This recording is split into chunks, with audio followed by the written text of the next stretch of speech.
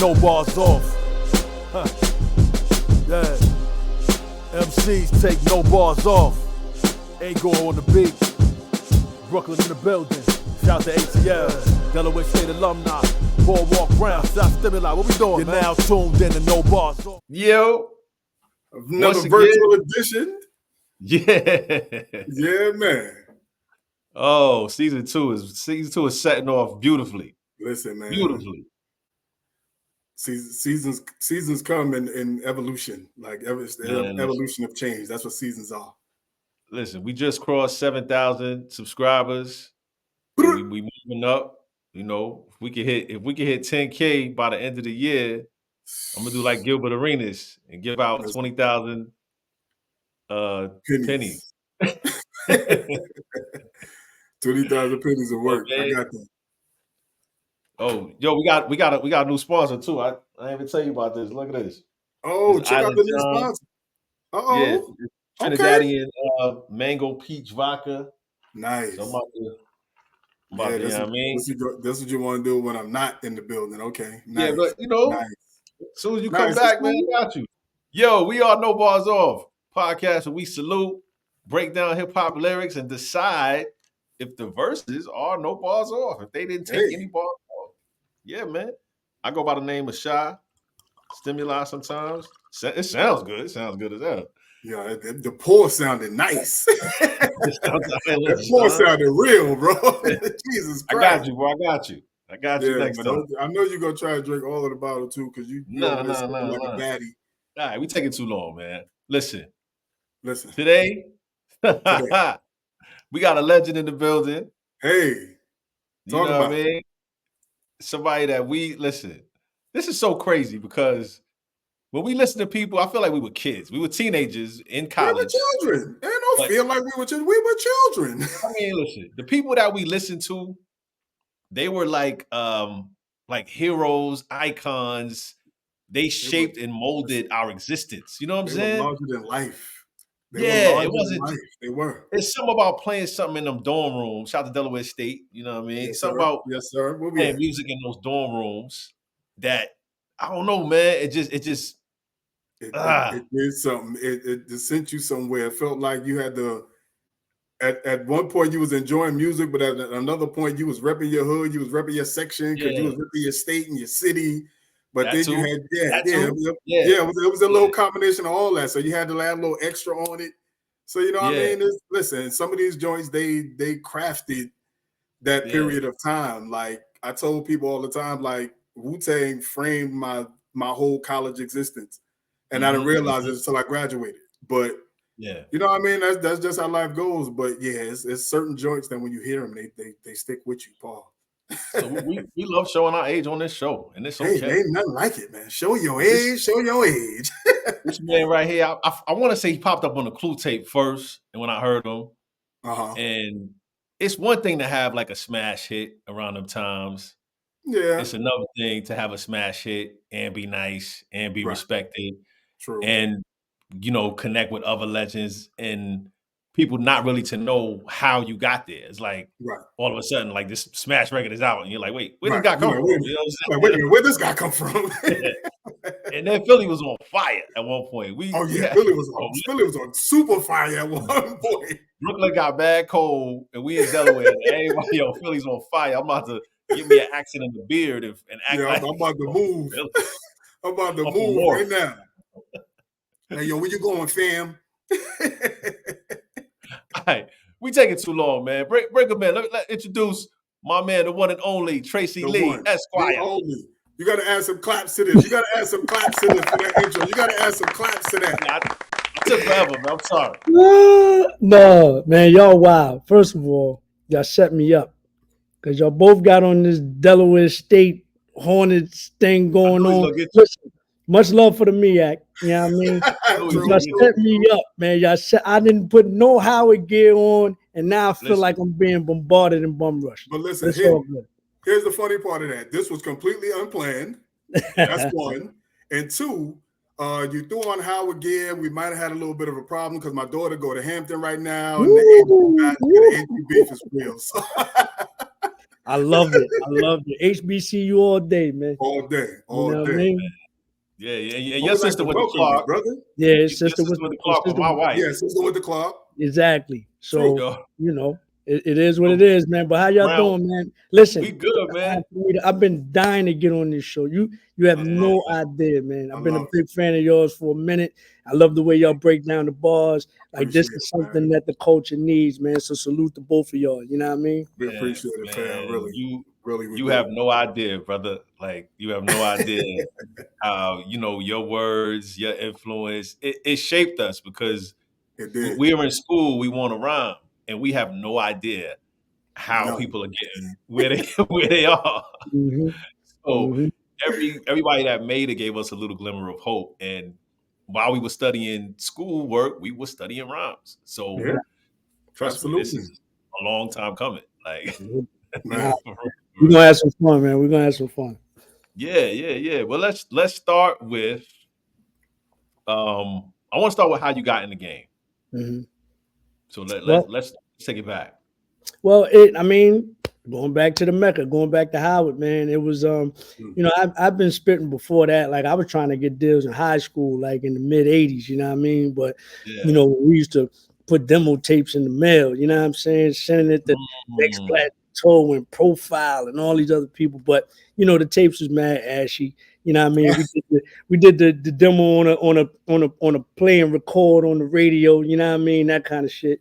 But fast forward, man, it all stems back to Howard, man. That's when I ran into, I met the likes of Derek D. Angeletti and Mark Pitts, and Puff was there, and it was just Hall Pierre, and it was just an energy and a synergy going on at the time, man. So with Mark Pitts getting his deal through, him being an understudy of Puff, and then what I'm saying, him finally getting the deal with Boston Universal, D. who is really my mentor to this day, but he's the cat that kind of told Mark, yo, Trey, get busy.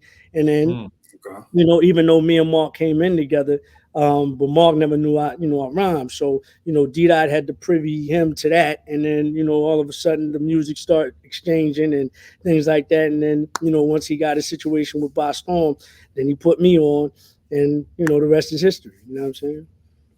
No, that's crazy right there. That's a crazy story. Speaking of history, like that, you get into that first project. I was a huge fan of the first project, by the way. Like from The Man of Many Faces to Stars of the East, like the project is me. I ain't talking about the radio cuts. I'm talking about the joints that's entrenched in the album. So yeah. So like you think back to putting that first project together. I know you had a lot that you wanted to say. Like, what was your mindset going into putting that first project together in terms of who you wanted to work with, like what sound you wanted to have, and like what was your mindset going into putting that first project together? Honestly, man, it was really, we got put under the gun based off of the single. So, Universal was really like young, especially with regards to hip hop. Like they had no idea how to push hip hop. They just had this label, and they signed a bunch of people. It was myself, it was Cannabis, it was A+, it was the Lost Boys was up under their umbrella, McGruff, you know what I'm saying? So then they signed all of these acts, but never knew how to push hip hop. So basically it was like, record, we're gonna throw it against the wall and see what sticks, right? And so with the theme, that just happened because we had two other records before that. We had this record called Showtime, who is Faith Evans is featured on this record. And then we had another record called I Like It Like That, which was a D'Angelo sample, the lady sample, you know what I'm saying? And we couldn't get that sample cleared because that was really supposed to be the jump off. But, political reasons, and, maybe we'll get into that or maybe not, but political reasons, it never got cleared. So then here comes the theme. Now, the funny thing about the theme is, I'm coming from, in the mid 90s, everybody are spitters. Everybody just like, you know what I'm saying? But the theme was the first record where D-Dot, shout out to him, like he's the super rap coach. This cat, I mean, he has recorded with the best of them. He has, schooled the best of them, if you will. Let some of your favorite MCs know that that's not it. You know what I'm saying? Like, so he had to kind of coach me on how to attack this particular record, because the first take on this joint, I'm just like going bar heavy, not letting the record breathe, none of that. And he was like, no, Trey, be clever with the bars, but you got to space it out. You got to space it out. So when we finally got it, when I finally got it right, you know what I'm saying? Then the record gets sent around, and I'm gonna put people on blast. Clue was like, nah, that ain't it. Couple other mixtape DJs back then, nah, that ain't it. But then Red Alert got a hold of that record and said, this is a go. And then once he said it was a go, Flex was another one. Nah, that ain't. Once Red said it was a go, everybody fell in line. You see what I'm saying?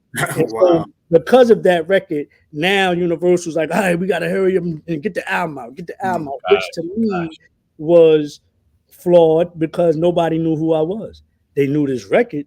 They didn't know who Trey Lee was, so Trey Lee wasn't properly set up. But nevertheless, they trying to cash out. They trying to say, okay, cool, this record is hot. Let's get an album out. Let's see if people bite on it because of the record. And so, going back to your original question, the process, 5 of those records on that album were actually a part of my demo.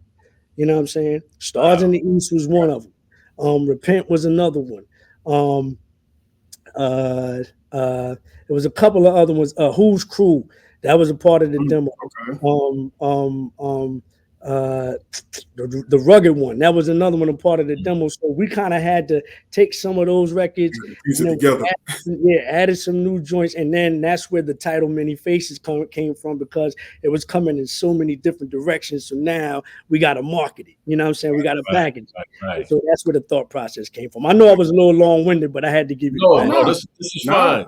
That's what the platform is for, brother. We like to frame it around the verse, but we couldn't miss this opportunity to ask some of these questions, because you got to think about it. You represented us, and when I say us, I mean the collegiate, educated guys that had smarts that weren't necessarily the street guys. Like, we all come from the street, so we all have experienced the street. But there's a part of us that. What's funny about that? What's funny? My mother, right? I had a interview on Power 99, and they asked some questions, and they like, yeah, so you're a college graduate, da da da da da, and my dumb ass gets on the mic and says, yeah, but college ain't for everybody. Don't you know? Not 2 seconds when that interview was over, I got a call from my mom on the cell. Don't you ever get on a mic in front of millions of people and tell people college ain't for everybody. Like, that's the perfect platform to promote education. Why would you do that? And from that point on, I never did anything like that again. But I used to downplay it. So that when I say you represent us, I used to downplay it. We all did. We all felt like jail was the measure. You know what I'm saying? And because we weren't necessarily in the street the way that other people that didn't go to college were, we looked to people like you who had many faces. So this segues into my question. I don't want to ask the same old question. How did this song come about? Because I've heard you talk about it before, but I want to know about the chorus for Keep Your Hands High.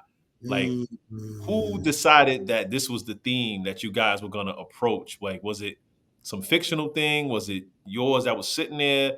Did Big say, "Nah, we're gonna rob people on this song"? Like, what? Like, how did that come about? Actually, it was my idea, but it spurned from him saying, it was a lyric that Big said, something about keep your hands high. I think it was on the Jay-Z record. But keep your hands high. Shit get deeper. Here comes the Grim Reaper.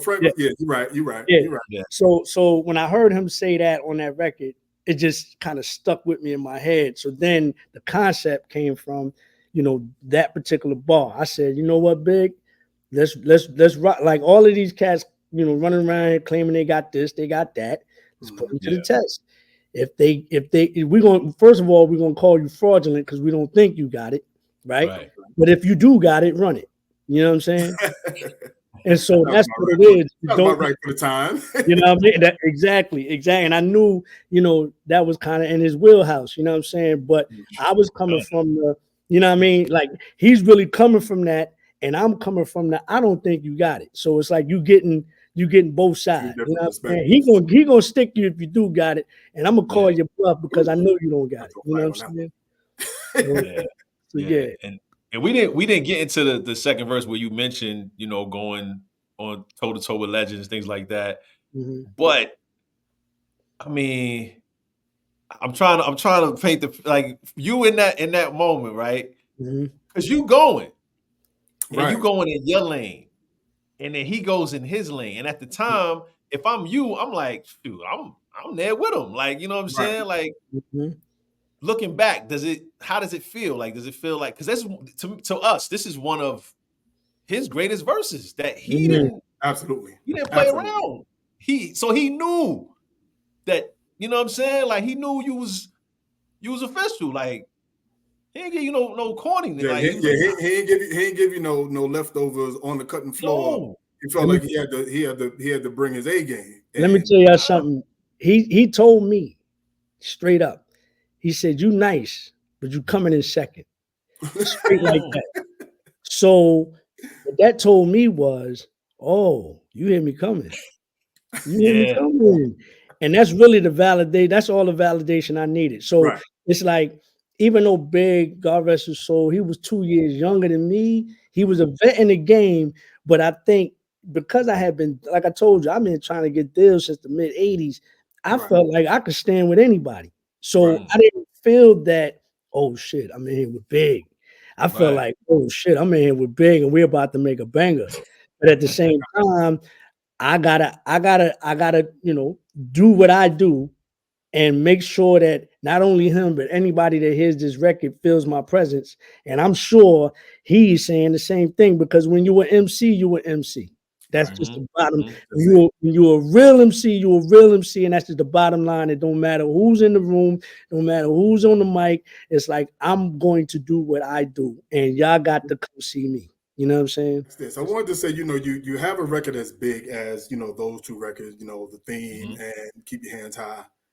And, you know, you kind of get to this point now when, you know, you feel like music isn't as creative as it used to be, things like that.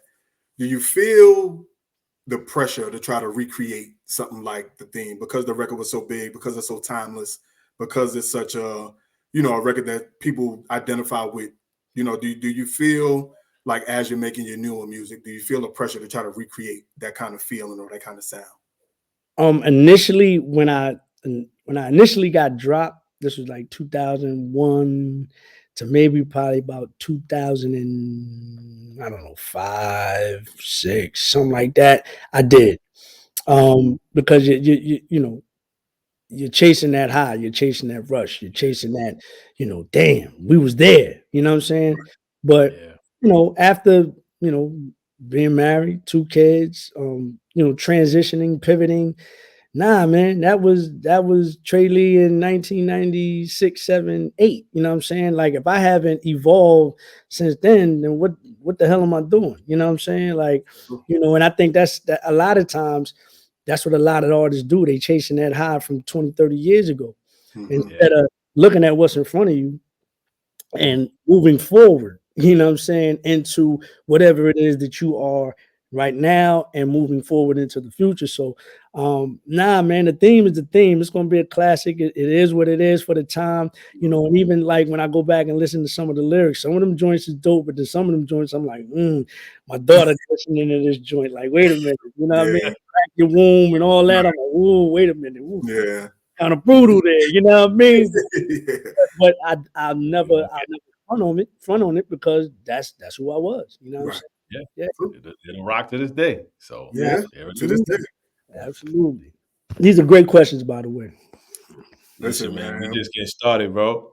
Right. We got you here. We want to. That's what you're here for. No doubt. We want you to tell your story just as what you want your story told. So, oh man, appreciate y'all, man. Listen, man. This is journalism, man. This is listening out there. This is what you call journalism, man. I don't know what they're doing out there right now, but this is journalism, man. So salute again. I'm bearing my soul right now.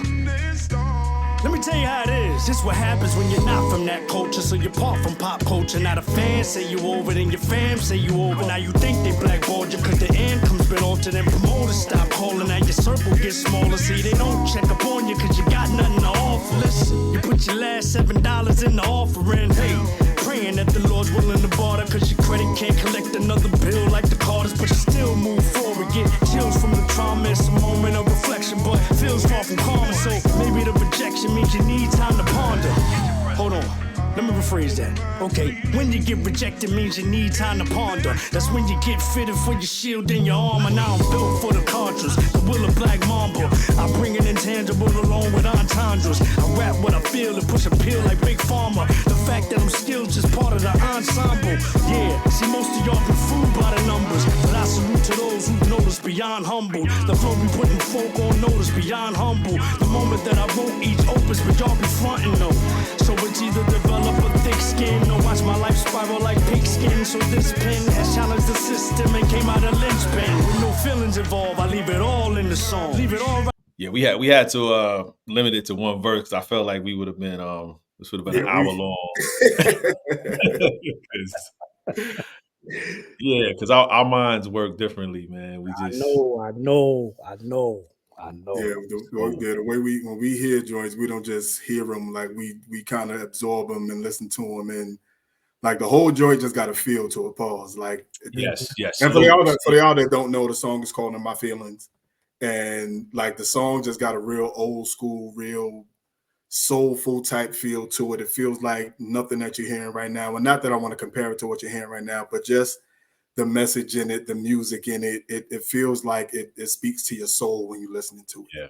So this is why we had to, highlight this joint, because it's just something that it felt good. You know how you get music that just feels good, like you have the music that your parents used to listen to. They said it was feel good music. Like you kind of get it, what they meant by that. The song just felt good when you listen to it. So appreciate that, man. Who did the music? Like Thanksgiving, man. It feel like Thanksgiving. It does. Who did the music? Shout the producer. Who produced E. Jones? So he's a part of Ninth's crew. You know what I'm saying? The Soul Council. He's done a couple of records. I think for people in that camp. But me and E have been trying to get together for a minute now. You know what I'm saying? And actually, that track. The bones of the track, like there was some other things added, but the bones of the track, man, I've had that record for about 10 years. Wow. Before I wrote a lyric, I just sat on it, and it was initially for another project that I had called ESQ that I was working on, and that was like 3 albums ago. So we talking around 2012, 13. And then, I just started digging through my files, man, and I ran across that record again, and I'm like, oh yeah, this feels right. This feels right for right now for what I'm working on. You know what I'm saying? So yeah, E. Jones, man, salute to him. You know what I'm saying? And what I loved about this record, as Brown was talking about the feeling and the vibe, the third verse, it's almost like you sat down with the therapist or something and started to open up.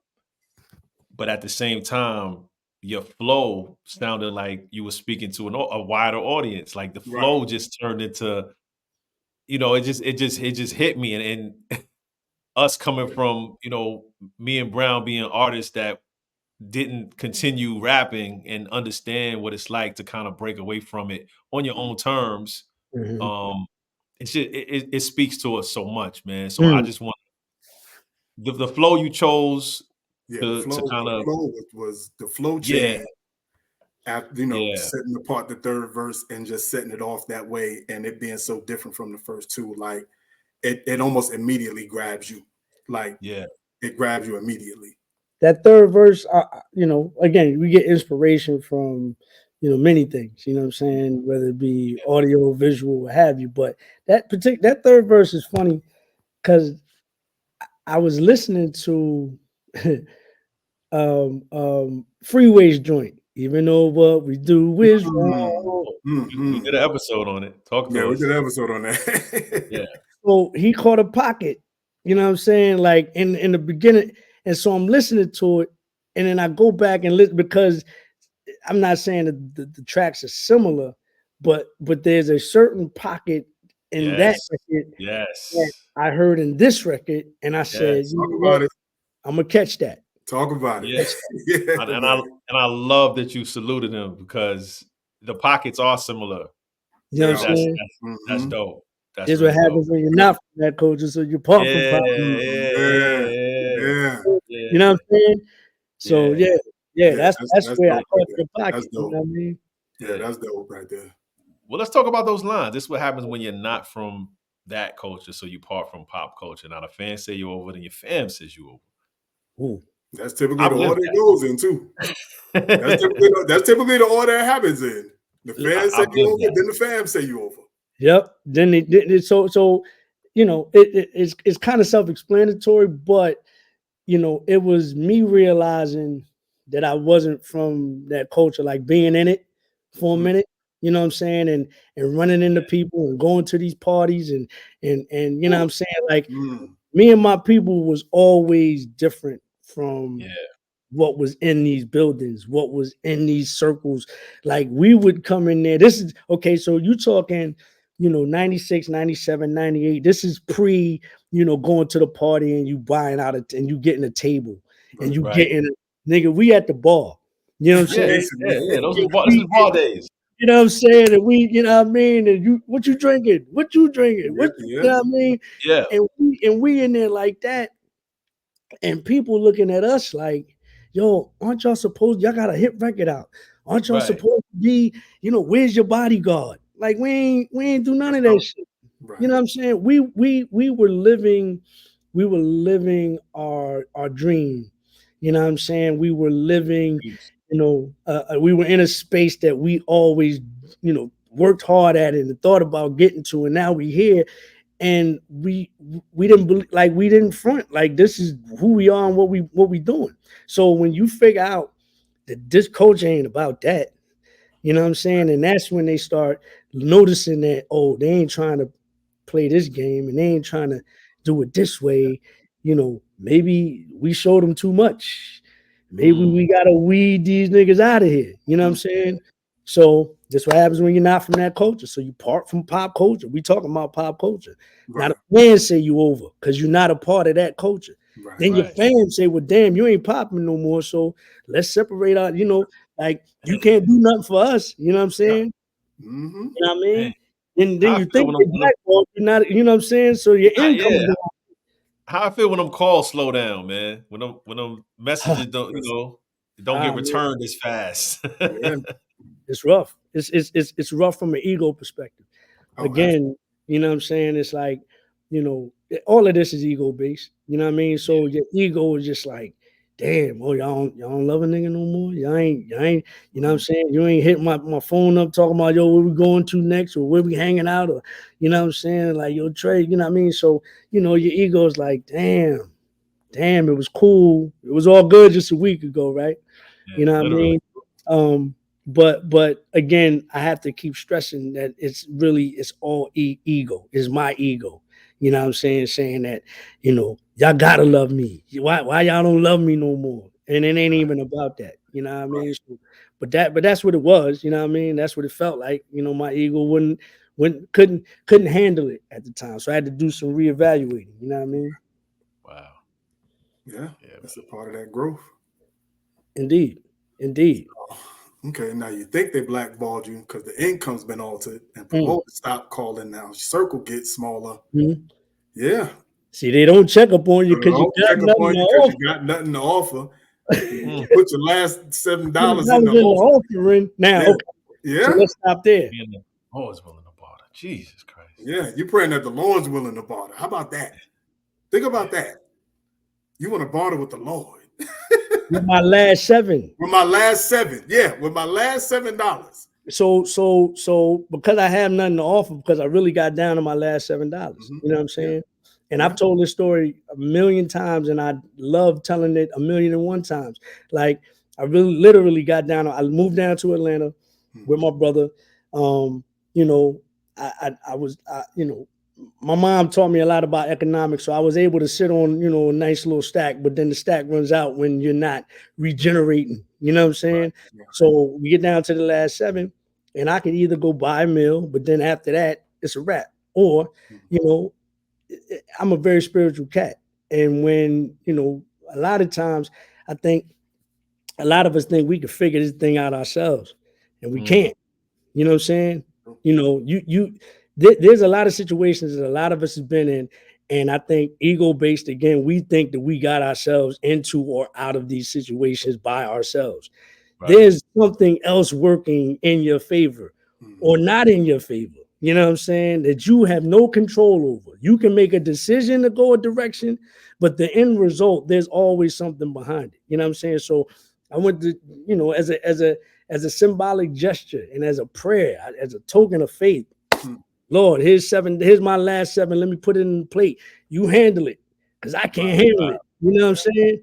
I tried. I can't handle it. You know what I mean? So that's where the bartering came from with the Lord. You know what I mean? Because I have nothing to offer these people with just $7, because they looking for something else. They looking for the fame and the fortune that I once had. I ain't got it. You know what I'm saying? I ain't got it. So I'm going to barter with you. What do you do with this 7? Because they don't want it. You know what I'm saying? Because your credit can't collect another bill like the Carters. I think that one. Can you pay my bills? Can you pay my telephone bills? Can you pay my automobiles? Can you? And they're billionaires. And they're billionaires. See, I knew you was gonna slice and dice. And they're billionaires. Man. Yeah. And this is what we love about these type of lines and these type of bars is the same way you kind of gave that symbol, like it goes over some people's heads. People will skip right by that. And there's a duplicate meaning in that. But people will hear that, see that, and be like, what do you mean another bill like the Carters? They got it. They can afford to pay whatever bill they want. No, one of the Carters had a song called Bills, Bills, Bills. But they're also billionaires. So there's a bill. But again, these are things this is why we're here, my brother. Thank you. And this is why we're here to salute you, and we want to give you these flowers for this type of crafted artwork, because again, everything ain't for divine ears. So it takes some real understanding and or an extensive vocabulary and or a good comprehension of the English language to be able to put this kind of stuff together and or for somebody to comprehend it. So listen, man, this is what we're here for, my brother. First of all, I want to hire you as my representation, because but you know how I know we're like joining at the hip per se, because on one of the clips I just saw on your IG, when you were talking about the Wayne lyrics, and you was like talking about the kennel and the bungalow, and you said something that I swear I was cracking up, because it sounded like something I would say. You was like, you know, meager accommodations. I was like, you know what that, you know, meager accommodations. What you know about meager accommodations? I said, B, that's what I'm talking about. You know what I mean? Hit him with that. I almost forgot I was here in a domestic capacity, man.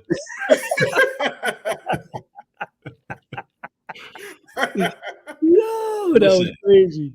I'm gonna tell you like this, bro. This verse spoke to me. I know you probably don't know my whole story, but I was signed at one point. Yes. And when I just saw, heard the word blackball, because people think you're blackballed. And that was something that I dealt with. A lot of people thought I was blackballed, and I have to explain to people, like, blackball is not necessarily, it's not a fake thing, but it's not a real thing where the industry is like, no, we're not letting you in. Like, that's how it works. What I had was one person people were afraid of. It was Jay-Z. It was like they thought that Jay-Z didn't want to sign me, so that made them scared of messing with me. Talk about it, Shop.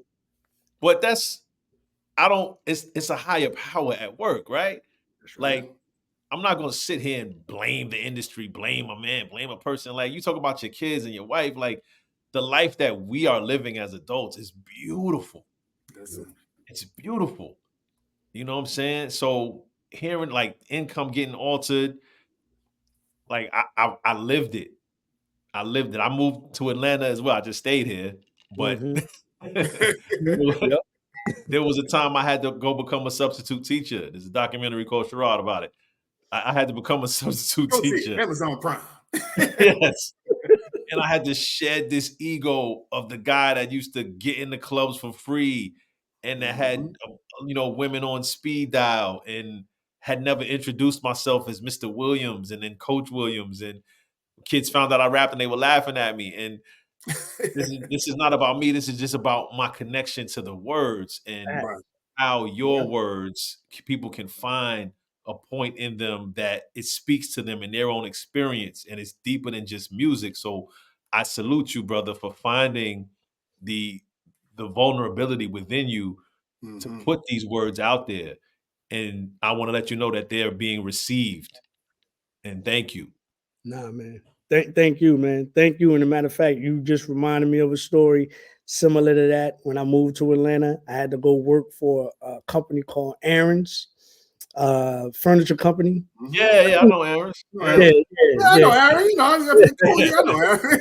I'm a boy. You know what I'm saying? And so I'm moving furniture now. You know what I mean? This is after having a record all on BT and all that. And so I'm moving this cat's furniture in. And then, you know, he's sitting there and he's looking at me. And lo and behold, I walk in there. This is crazy. The theme is on BET at the time. Wow. Nope. No. What is it? I promise. Wow. And I'm like, holy shit. You know what I'm saying? So I'm moving the furniture in, and the boy's looking and he's like, yeah, just put it over there. Put the couch over there. Yo. He's looking at the joint. Then he happens to just sit back and he looks at me. Nah. And then he said, I'll be like, nope. But he's smoking an L at the time. He's like, yeah. So then he goes back and then he goes back to the TV. And he looks up at me, looks at the TV, looks at me and say, hold up, wait a minute, hold up. What the hell are you doing in here, man? I'm looking at you in the joint.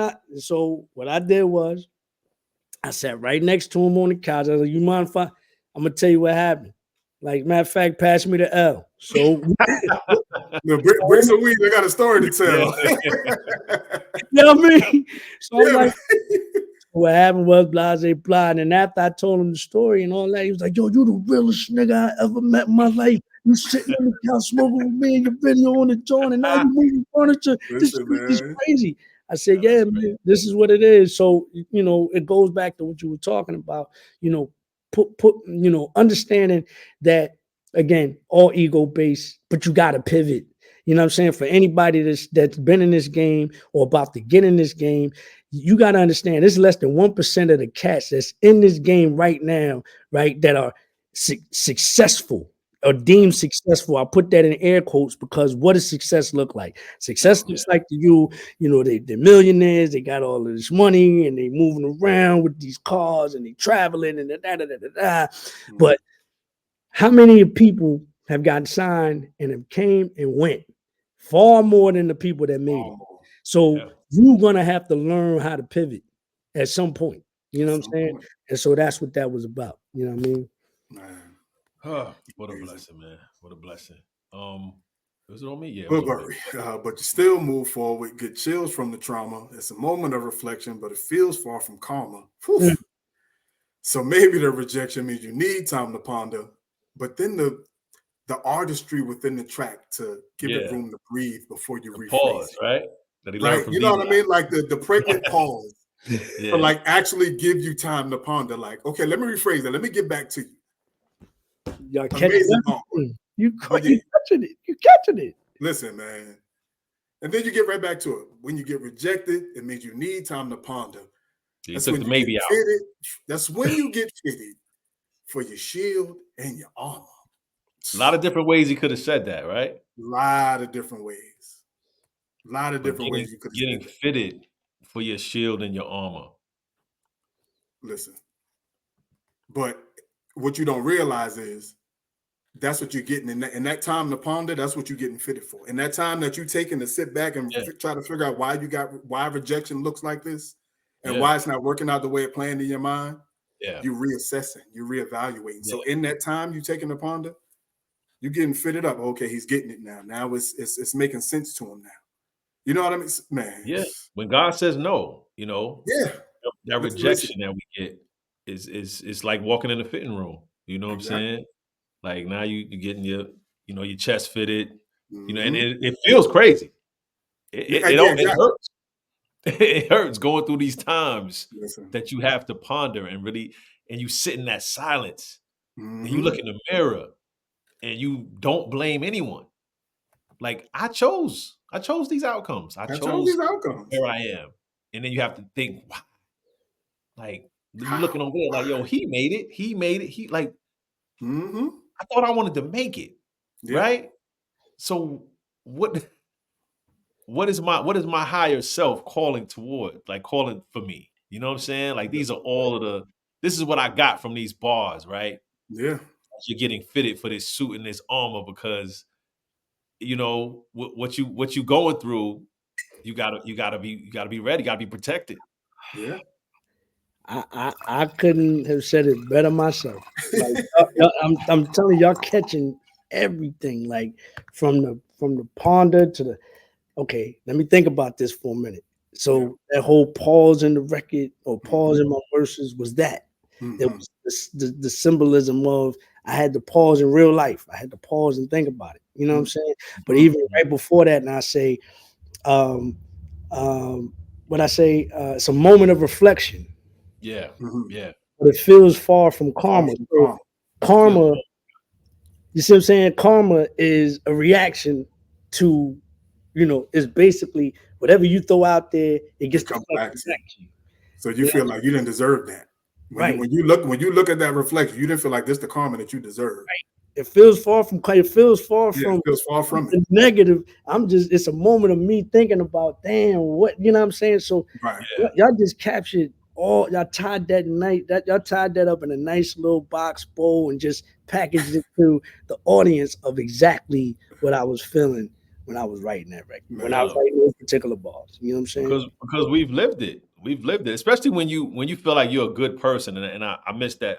I meant to speak about the whole far from karma thing. And that's part of it. That's part of doing what you think you're supposed to be doing. You know what I'm saying? You did it the right way. You didn't shit on anybody. You didn't do anything crazy. You talked about what was authentic to you. And yet still it didn't work out the way you thought it would. And you see others who may not have the same, same karmic debt. Like you like, oh, he wilding. Like this guy's talking about foolishness. Like, how is that happening? Yeah, that's crazy. All of that stuff is part of that time that you take to ponder. And it's a lot, man. Like you put a lot into these just bars right here. What happened to Biggie? He lost. Oh, there you go. There you go. Yeah. You was spinning for a second. Yeah, I was spinning. They spinning. Nah, but y'all caught all of that. Y'all caught all of that. Yeah. Man. Like I said, man, we had to hone in on one because we'd have been here for a minute, man. Yeah, we'd have been here for a while. Yeah, but to say now built for the Contras, the will of Black Mamba. I'm bringing intangible along with entendres. I love the use of those polysyllabic words right there. Woo! Yes, I got them again. That's what I'm saying with bigger accommodations. Say that again, man. Just because as an artist, it's one thing, and me and Brown was talking about this earlier with what we do. It's we can sit here and break down entendres and lines and flows and throw out all these literary terms, but there's something intangible about what we do where we talk about the emotion behind it. It's kind of color commentary. Mm-hmm. So as an artist, as being bigger than life, you bring an intangible along with what you do with the pen. And these songs and these flows and your charisma is all part of that. So yeah, I was just speaking to that. But and like you said, I rap what I feel. I push appeal. And then you follow it up with an entendre. I rap what I feel. Yeah. Push appeal like Big Pharma. Yeah. And I mean, some of these I think people should get, but if they don't get the push appeal like Big Pharma, that's just so much in that. Appeal, but push appeal like Big Pharma. Like y'all get that, right? Come on. They should. Okay, if y'all don't. But then you can tie appeal to the intangible, right? Right. Appeal. I push appeal. Like I don't. Yeah. What I push is appeal, but it's I also push appeal like Big Pharma. Yeah. Okay. Yeah, and just laugh anyway. Y'all figure it out when y'all get home. That's okay. Yeah. And like you said, the fact that I'm skilled is just part of the ensemble, which again speaks to intangible. The intangible along with the entendre. The entendres are just they're gonna be there regardless, right? The skill is there. They live here. That's just part of what I do. And I mean, listen. I love this film. Y'all got me hyped right now, man. I love this. Y'all hitting every point. Y'all getting it. Yeah, man. You deserve these, brother. Yeah, you deserve these. Absolutely. Yeah, but the thing is, see, this again, this for me personally, this is the type of situation or the type of conversation that I need to have, because sometimes I promise you, I'll be sitting up there and I'll be like, yo, I'm gonna do it anyway, but who's gonna get it? People are gonna right. Who's gonna get this? I'm gonna do it anyway. But, right. You know what I'm saying? So this is nothing but confirmation. Like, yeah, I'm doing the right thing. I'm doing it. Yeah. And on the low, as we continue to gain popularity, we're gonna not only enlighten people, but we're gonna affect artists and their pen, and this writing well may become a thing. You know what I'm saying? Maybe we can bring that back. That's the goal. So look, you're like a part of that. Thank you. The goal is this is the evolution of the 5 mics in the source, or the hip hop quotable in the source. You want to be featured on NoBarsOff. So that's a fact. That's I'm coming. Hey man, I'm coming back. I'm coming back. Y'all giving me motivation. I'm like, I got And then you finish it off with the ill. So it's either I develop a thick skin or watch. Wait, hold on. You missed the okay. So most of y'all been fooled by the numbers, but I salute to those who notice beyond humble. The folk who be putting folk on notice beyond humble. The moment that I wrote each opus, but y'all be fronting though. Yeah, they do be fronting. They do be fronting. They be fronting. But again, it's kind of a state of where the game is. You know, people see numbers and people think that translates to skill or, ability to actually write and or, again, they let numbers do the talking as opposed to their pen. So half the time their pen ain't theirs. So when you add that to the equation, but you salute to those who've noticed, and I would hope that we're in that crowd because for sure. and I'm beyond humble. You know what I'm saying? Exactly. But then let me get on my shit and say the flow be putting folk on notice beyond humble. Beyond humble. You know what I'm saying? Right. Like I'm not gonna humble myself. I'm telling you the pen is nice. Now, you know what I mean? Since y'all don't recognize it, let me tell you then. You know what I'm saying? We caught that you said it different the second time. Like exactly. Beyond humble. Like then it's now I'm beyond humble. So, exactly.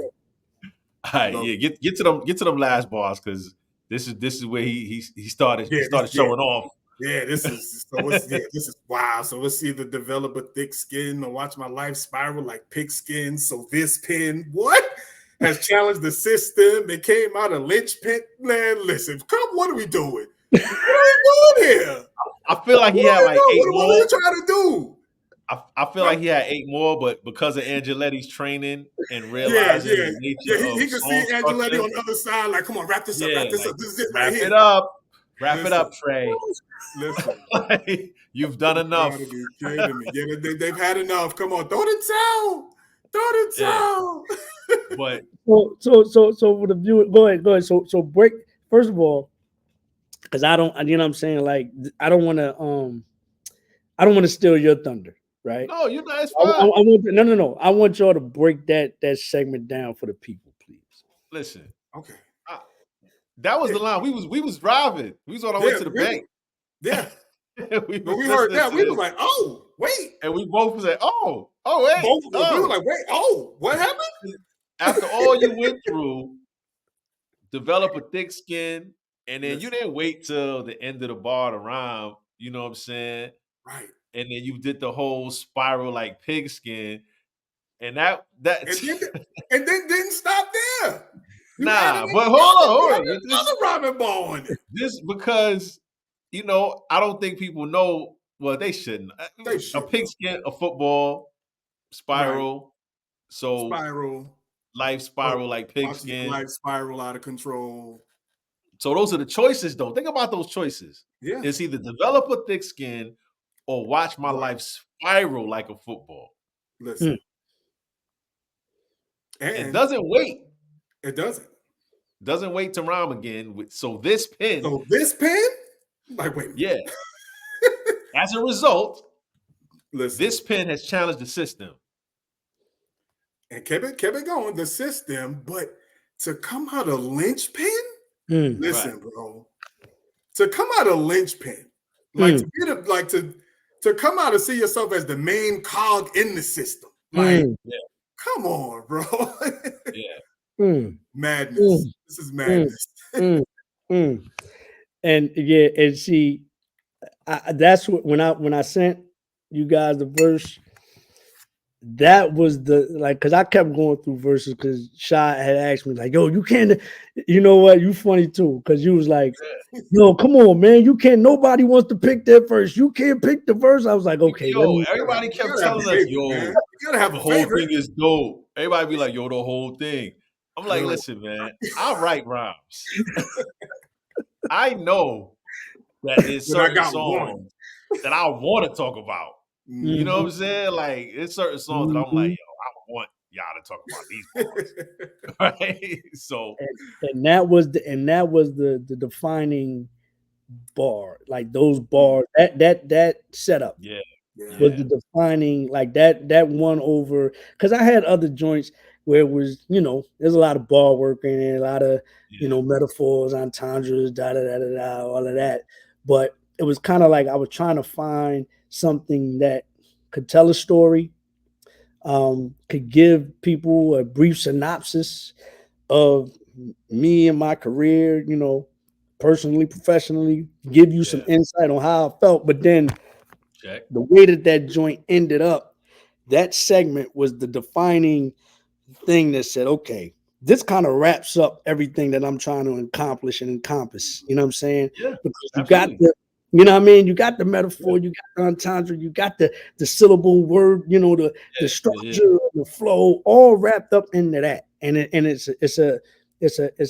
creates a conversation. Yeah. And so that's what I was in. And when like I said, I'm a fan of your show.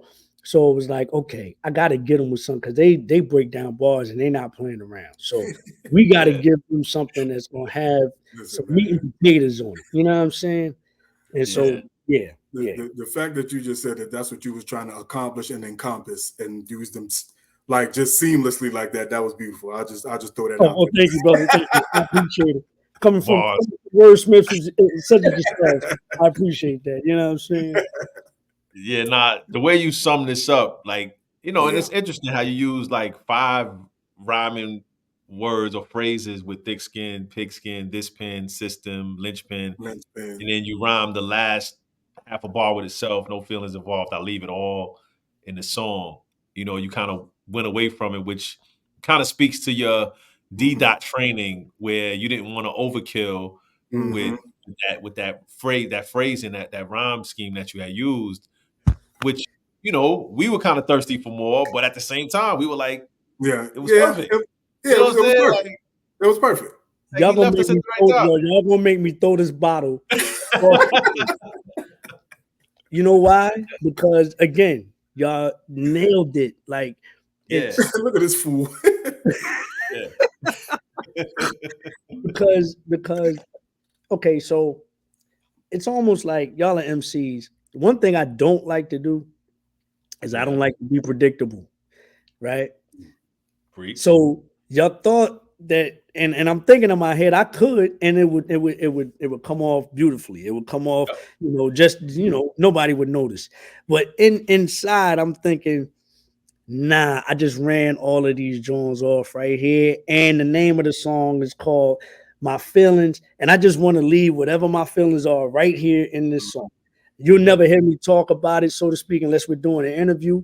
I won't be all on my IG talking about, yo, I guess they did me 30, anything that I got to express, unless we're talking about an interview, or I'm going to leave it in the song. So it was just like, I got everything off that I wanted to, and now with no feelings involved, I'm going to leave it all right here. Boom. And that was it. So I just felt like, ending it, not in a predictable way, but staying within the framework of what, I'm trying to accomplish and what the song is about. I thought that was the perfect, and then especially coming off with the singing, sample hook. You know what I mean? It flows seamlessly into that. You know what I'm saying? Segue into that. You did it. You did it. Yeah, you pulled it off, man. Thank you, man. You did it.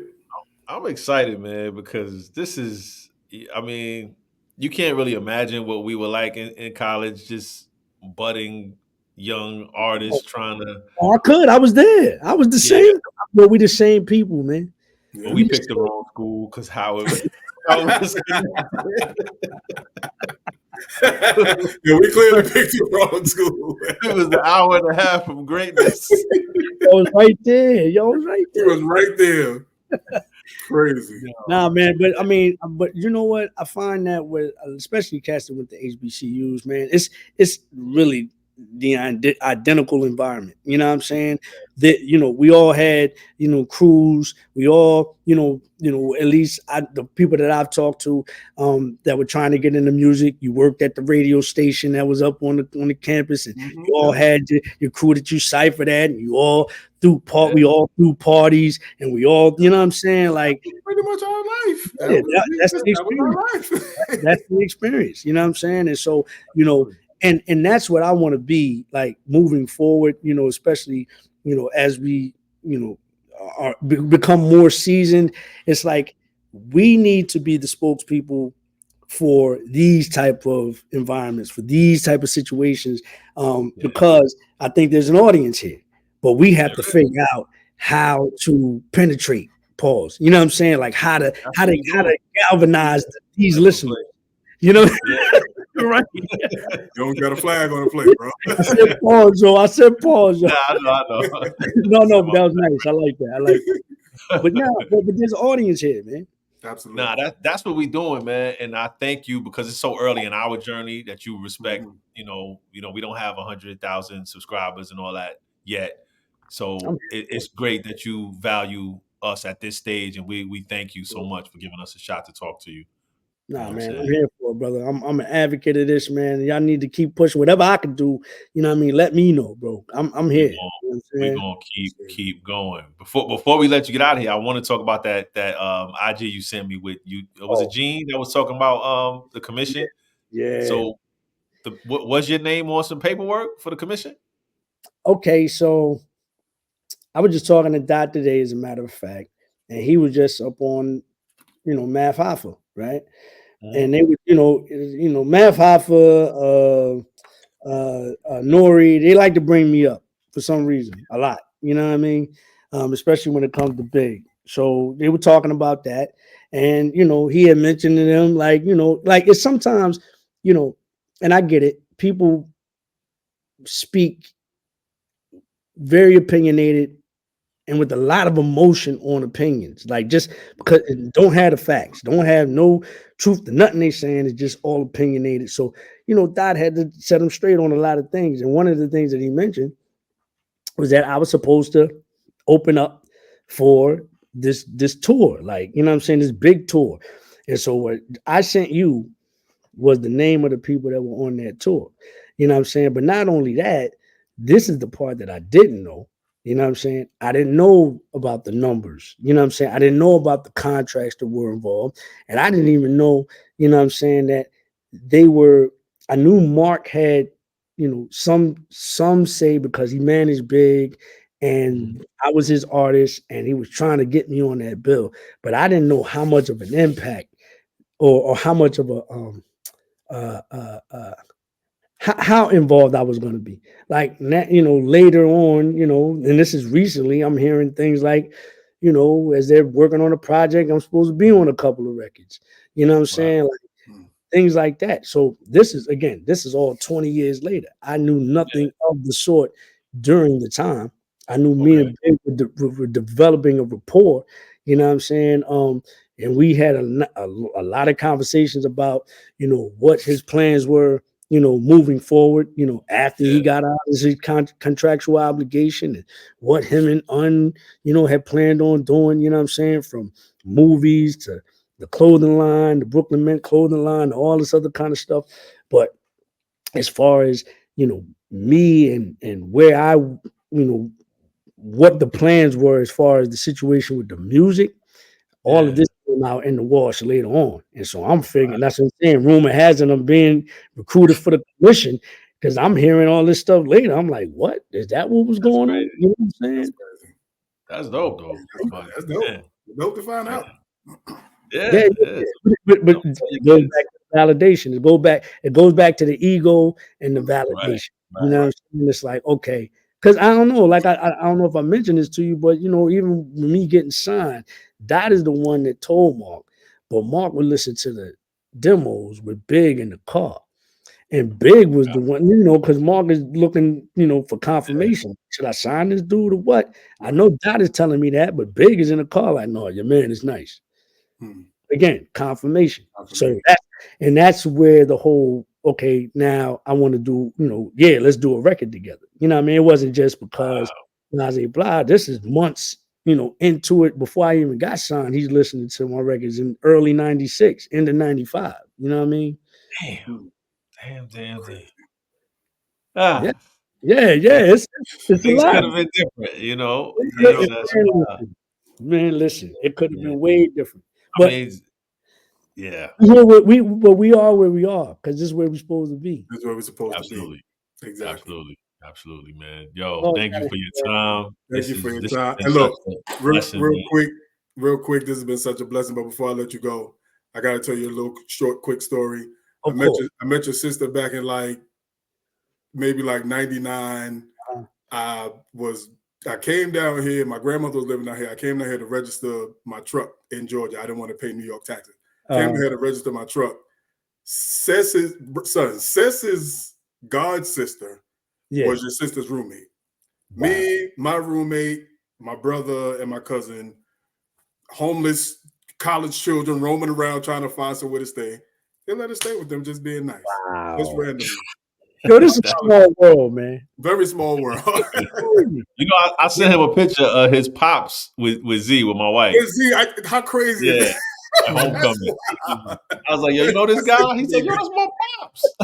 I'm done. That's over with, man. I'm done. I got to get down there, man. We got to. Man. I got to get down. Man. Absolutely, you got to get down. True.